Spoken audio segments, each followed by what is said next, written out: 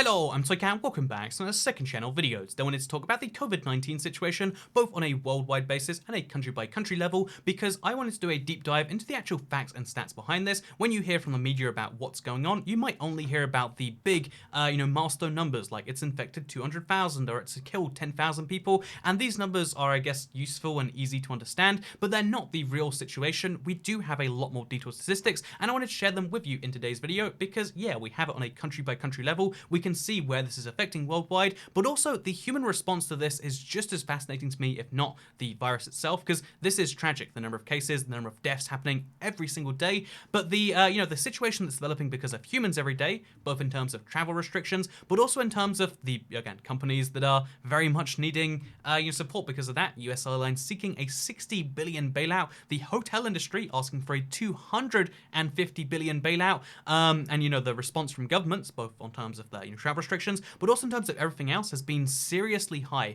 The UK, for instance, has cut its interest rates to the lowest level ever, the lowest in a 325-year history. We are in unprecedented times in so many different ways. I mean, this is something you wouldn't have imagined, 10 years ago, let alone, even 10 weeks ago.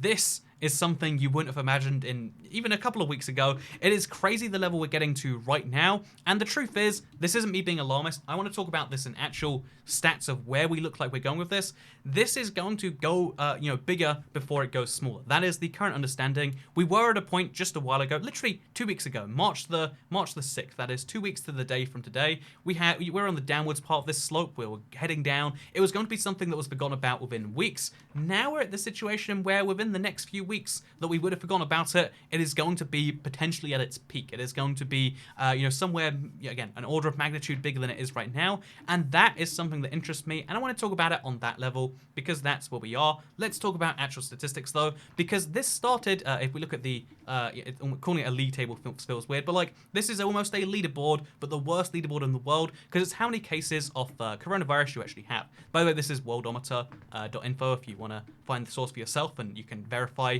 if you do not believe that these things are accurate. That's totally fine. I think you should do that for a lot of things on the internet. Everything else I show in the video where it comes from. But yeah, basically here you can see that this started being like, oh yeah, it started in China, right? It started as being a very China-specific problem that had branched out to a few other Asian countries, Iran, South Korea, being the big examples, with then Italy kind of spreading on after that. But the truth is now, this will be bigger in Italy than it was in China, because China has mostly dealt with their situation. There is a potential risk of Asian nations like China, Singapore, and South Korea having a second wave, because now it's gotten so big outside their borders, it's spreading back within that way. There's kind of a risk of that, and it's happening on a small scale of about 30 to 40 new cases a day, which is actually quite terrifying. 152 in South Korea. But, outside of that, which is obviously very terrifying, it is mostly kind of done in those areas, but it is growing still hugely in Italy. I mean, again, if we look at China, their biggest day, of cases was about 4,000, as you can see right here, excluding the big outlier, which is when they tested a bunch of new people. Obviously, they had it already, they just hadn't been tested. You can see outside that day, the highest day was about 4,000, even including this, which obviously had some outlier cases in there. It was 5,000 new cases, the highest a day in China. But looking at Italy, they had just in the last 24 hours, 5,300. Are they slowing down anytime soon? It really, sadly, does not look like it. The new number of cases in Italy is still growing despite all these precautions, which is a scary thing to think about, because even though they're halfway to China's number in terms of total new cases, in terms of per million population, they have more than 10 times it, more than 12 times it, in fact, which is pretty scary on that level too. So this has become a Europe, issue, not just in how it's spreading now, but in terms of how this will look once it's all said and done. Even if we stopped right now, we'd be about 50-50 split between, Europe and Asia, with a slight, skew towards Europe. But then once you, count for the countries rising rapidly, because Iran is, again, it's growing at a scary rate, but the same number of cases in Spain is growing at a much scarier rate. Same with Germany, the USA, France, South Korea, Switzerland, the UK. You kind of get less scary from Switzerland downwards, you could argue, because of the total number of cases, but these are all places going to end up in serious situations, just with a small week or 2 week delay. The peak of the situation is not being found in any of these countries besides the Asian ones, where it first kind of gain prevalence, and when the peak will be found is yet to be known, and that is something that you have to keep in mind. This is still growing day by day. even with these historic measures to keep the economy alive or to stop travel or to whatever else, we are still seeing a very big rise. And that's key to mention because I try to think about what will the historic impact of this be. I mentioned earlier how like this could have been forgotten about within, you know, like literally weeks. It could have been like, oh yeah, you remember that? That was a weird thing, right? So I try to think like, oh yeah, so what's kind of comparable to this? And I thought to myself, oh yeah, there's this thing right now called Middle Eastern Respiratory Syndrome, or MERS, which a few countries, still to this day when I'm writing on my landing cards for certain countries that I've been to earlier this year, obviously not traveling anymore, have to clarify.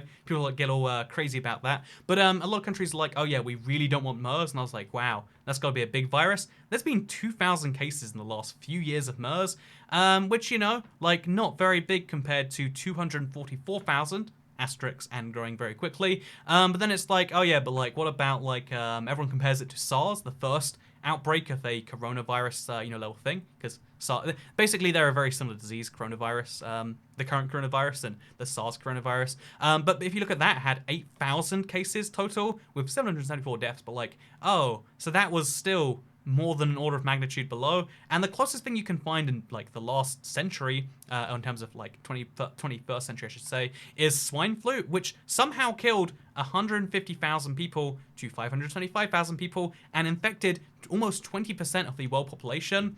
And it's like, wait, how did, if they infected 20% of the world population, that means it infected people I know and me. How did we not know that? It's a weird thing to make you realize, but like, actually, even though it gets scary when you think about it in terms of these other things, which are much smaller, which I guess could have been much bigger, the truth is there are lots of viral epidemics which spread everywhere and then kind of drop down. I mean, there are new cases every now and then happening around the world, even for bird flu, happening right now.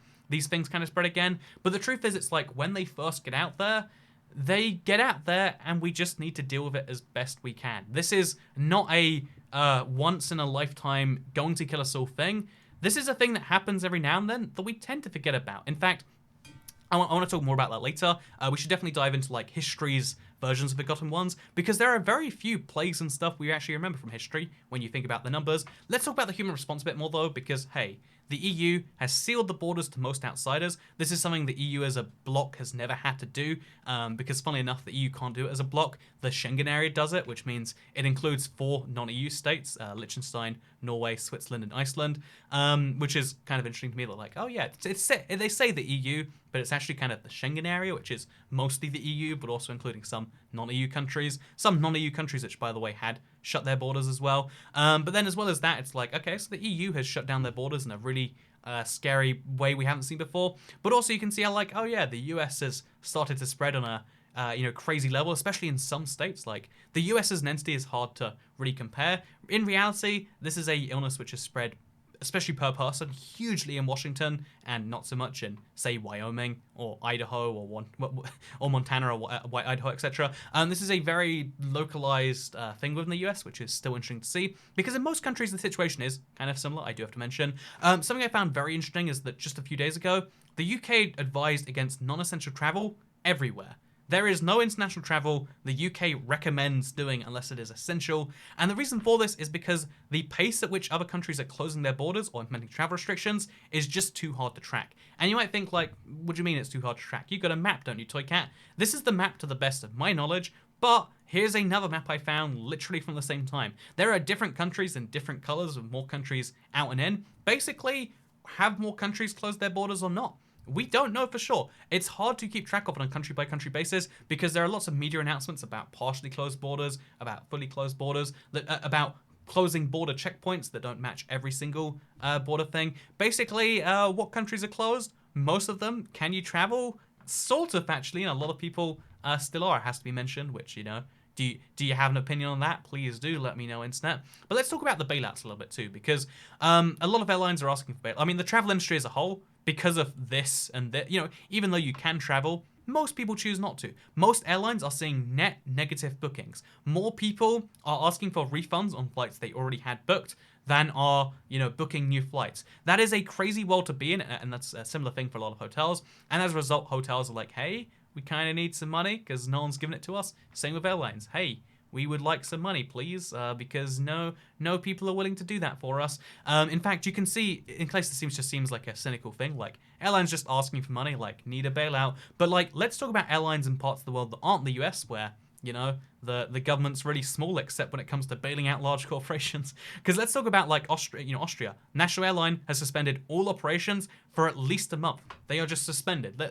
There is no Austrian Airlines anymore for the next month. Same with Brussels Airlines. Even when you look at like pretty important to the region airline like SAS, 90% of staff are laid off, and the vast majority of their flights, with very few exceptions, have been cancelled as well, because demands for flights into, out of, and within Scandinavia has more or less disappeared.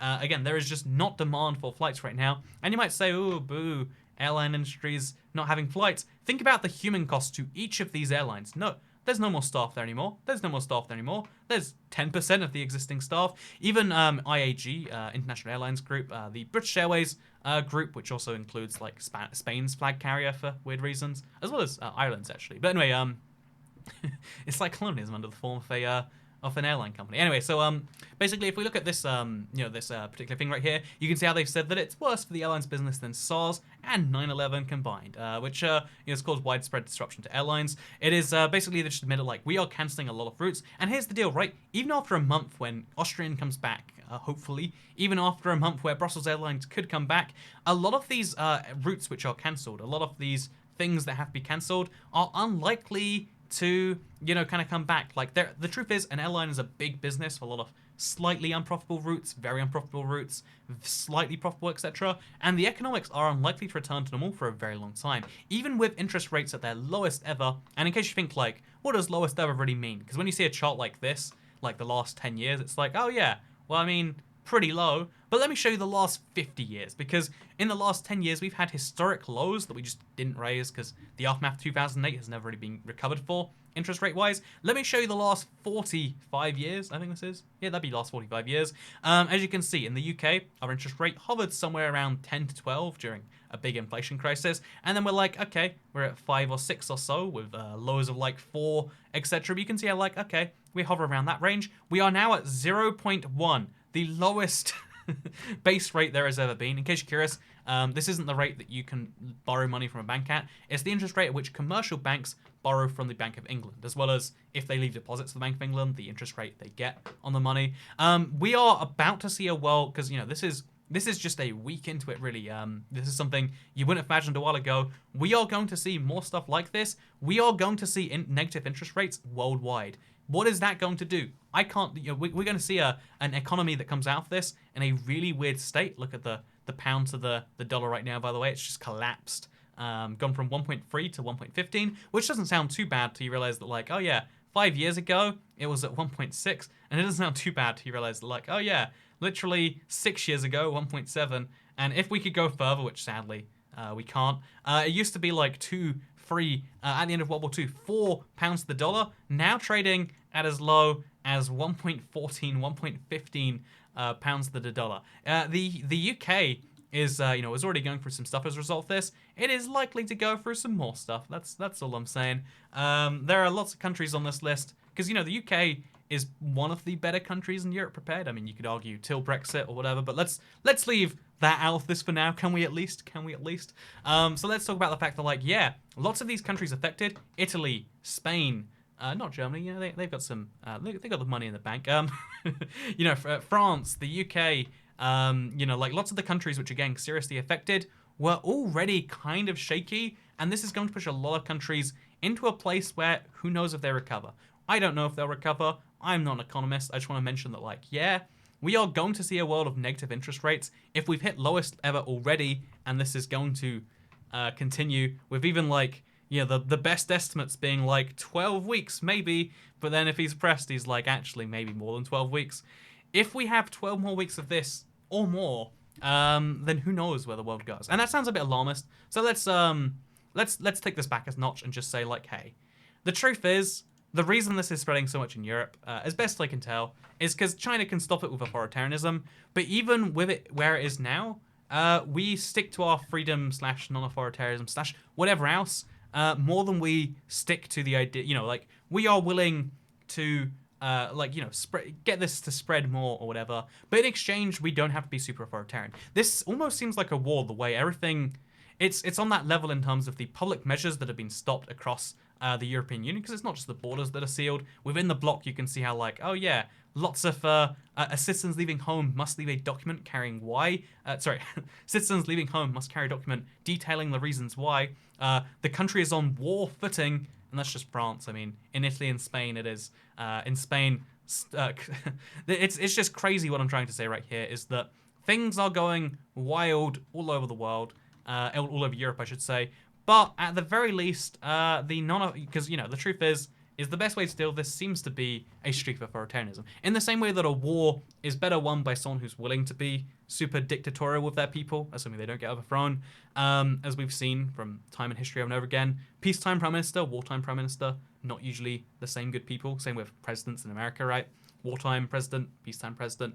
You don't want the same people, generally speaking. It seems as though the authoritarian streak is something that might be useful here, based on the incredible recovery in China, based on the fact that Hong Kong, which, even though it's a very free country in lots of ways, you can see how Hong Kong's stopped from being, you know, one of the very low down, being one of the very high countries, the panic countries, like, oh, they're actually doing super well in terms of cases. They are now, if you go by total number of cases per population, they are all the way, down here, which is impressive given their small population and proximity to China, South Korea, where it was happening.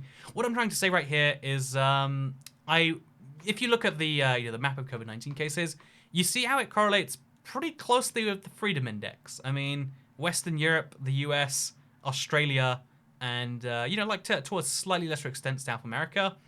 These countries are the same ones where this is spreading. Is it worth trading your freedom for a certain number of human lives? Is a genuine question that is horrifying to have to ask, right? I mean, no one wants to ask that question about whether there is a price to pay for it. But when we think historically, we're like, oh yeah, people in the war died so that you could vote. People in the war died for your freedoms. And is that a thing that happens here? We could stop this immediately if we said no going outside your house for, like whatever the gestation period is. You theoretically can stop certain things by really making a dent in. I mean, obviously the economy would collapse in lots of ways if you did that. Is it worth doing for the greater good? Is a genuine question you can ask, and that's why somehow this has turned into a political issue. There is a certain number of deaths to, there is almost like a deaths to freedom ratio you can have that we're seeing very clearly here, but maybe it's true in the world in general. I really don't know for sure. All I do know is that this is likely to be forgotten about. You might say, how do you know that, Toycat? This is shut down people's education. This has changed lives. People are unemployed. This is likely to be the cause of a recession. In fact, let's just say it's a recession now already, right? Okay, this is likely to be the cause of something very bad. 8,000 people died, Toycat. We're not going to forget that. But the truth is, we statistically will. I don't know if this is calming or not, but I want to share it anyway, because if you look at history and the biggest plagues of all, we've got the the Black Death, which everyone does learn about in school. That changed Europe because 30% of the population got wiped out. Although it took 200 years for the population to recover, it meant a lot of like social changes happened. So maybe you could argue there's like a silver lining in all the death that happened there. But like people remember the Black Death, and people remember smallpox, and people remember the Spanish flu retroactively. But at the time, Spanish flu, within just a few years, was forgotten about. It was just kind of left behind in history. Those who lived through it would recall it, but it wasn't one of the most important things. Unlike wars, which are part of the story building of a nation, think about these same countries and how China's century of humiliation defines them. Think about Italy, maybe not Italy. Think about the UK and the USA and how the World Wars and the Cold War kind of define the nation's psyche. That doesn't happen with these illnesses. The plague of Justinian did not define Italy. The HIV/AIDS epidemic has not defined any country, despite killing 30 million people. Well, maybe that's an unfair example. Let's look at the third plague instead, or Asian flu, or the Hong Kong flu, which has killed 100 times more people than COVID-19 has. Think about how easily Ebola was forgotten. Like, that was a big deal, right? Except actually kind of not. And what I'm just trying to say with all of this is that even though this is very huge right now, it will be forgotten about by history. And if you worry that this is the collapse of civilization as we know it, not only will your fears of that be kind of amusing to look back on, most likely, but also we're going to have the situation of people might not even really remember it as a big deal. This might not be the biggest thing that happens this year, which is shocking to say out loud, but think about 1918. Do you think about the Spanish flu, or do you think about the end of World War I? Think about any of these years in history. Think about, 1969. Do you think about the peak of the Hong Kong flu, or do you think about the man who went on the moon? I hope it's 1969. I'm pretty sure it is. The truth is plagues do not define humanity unless they reach their very highest, and even then, it's just an event in the 14th century. Is it even the biggest thing in the last 1,000 years, despite wiping out such a huge portion? There's the question, right? If it brings about the fall of empires, that will be the thing we talk about. The Plague of Justinian, did you know about it? I don't know if you did, despite the fact that it helped hasten the fall of the Roman Empire. What I'm trying to say right here is this will be forgotten about, and that's either cool or terrifying, or somewhere in between. But just know that this is huge now. This is something you need to focus on, and something that is changing every day, and that's why I keep up to date with it. But also, staying inside for a few weeks, turns out probably not going to be the biggest deal of your life. There are many other things to focus on and think about, and if you're thinking about making hasty decisions based on long-term things, then I don't know, maybe you should do that. Also, can I just say, airlines asking for money after decades of, wringing it from consumers, now being like, hey, and now we need more of your money. I kind of find it amusing. I don't know what's actually going to happen. It's the US government. I don't have a say in it. But I love the idea of literally making algorithms to squeeze as much money as possible, ignoring the consumers for all those years, and then being like, hey, consumers, you know how much you need us? It's not going to happen, but I want to believe there's going to be a specific karma against the airlines that were the worst for that. Cough, United Airlines, cough, and to some extent American. I'm just saying, maybe something not good is going to happen. I don't know for sure though. Obviously, we're talking about actual employees. That's why you can't actually not bail out an industry. My political opinions on shouldn't industry be bailed out is usually just no, because it creates the being able to fail is a pretty important thing as a business. But maybe I'm the crazy one. Let me know what you think in the comments down below, because then we'll have something else to talk about besides just, hey, aren't these numbers depressing? Because they're depressing, and the peak is yet to be upon us. And we don't even know where the peak is within the next, 6 to 12 weeks or even longer. All I know is I won't be traveling for a while, so look forward to more 2Cat videos. I want to make a video about literally anything else, but just this is changing so much all the time, it's crazy, and I wanted to share it with all of you. Thank you very much for watching. I hope you all enjoyed, and I'll see you all next time. Oh, also, this infographic came from visualcapitalist.com. I didn't check the URL name till just now. Visualcapitalist.com. What a fun name. But yeah, it's a cool graph, right? Look, you can see them stacked in front of each other timeline-wise. Isn't that fun? And here's COVID-19 right now. Even if it goes to swine flu levels, it's yeah, you can see how that'd be forgotten about. Anyway, thank you for watching, because I'll see you in another video that isn't this one. Or never again, because you know what? Let's be real. Maybe this wasn't your favorite video. Maybe it wasn't a good video. All I know, it was a video you watched, and thank you very much for choosing to do so. Second channel, don't care. Goodbye. Wait, Reddit is linked down below. I do care about that, because we can talk about it there, and actually have a chill conversation about the stats, maybe. So reddit.com/r/toycat. Second channel, don't care. Bye.